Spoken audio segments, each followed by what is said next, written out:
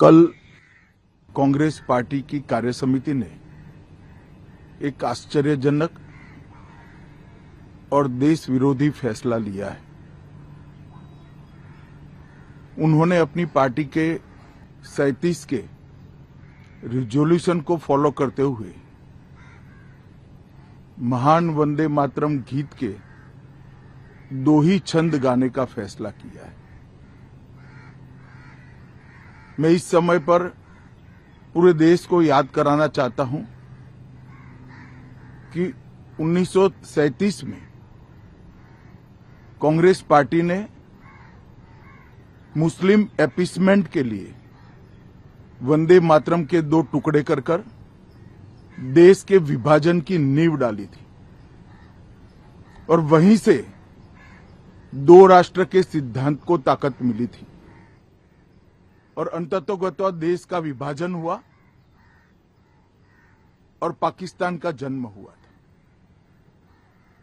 आज जब वो ऐतिहासिक गलती को वंदे मातरम के गीत के प्रागट्य के 150वें साल में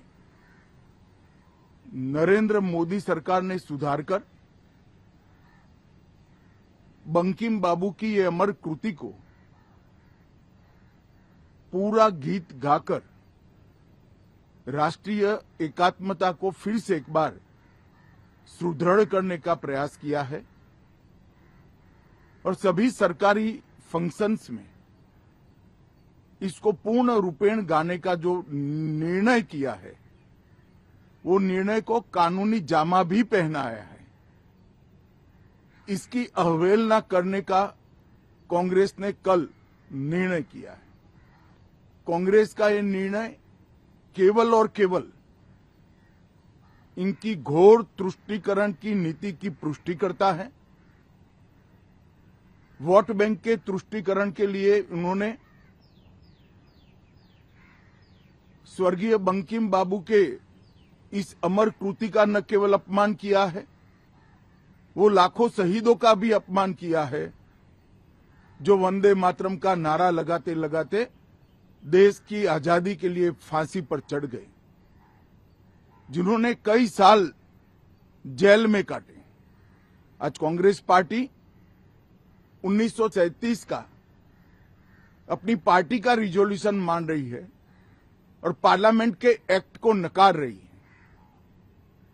मुझे तो बड़ा आश्चर्य है, श्री राहुल गांधी की नेतृत्व में कांग्रेस पार्टी फिर एक बार इस देश में तुष्टीकरण की राजनीति को पुरजोश तरीके से आगे बढ़ा रही है।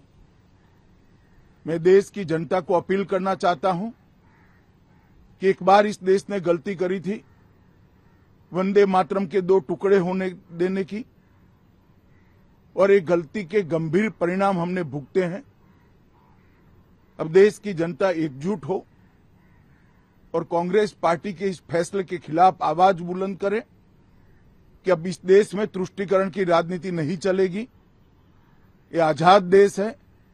आजादी के 80 साल के बाद 1937 में जो फैसला कांग्रेस ने किया था, जिसको नरेंद्र मोदी जी ने सुधारा है, उसके सामने का कोई विरोध इस देश की जनता नहीं सहन करेगी।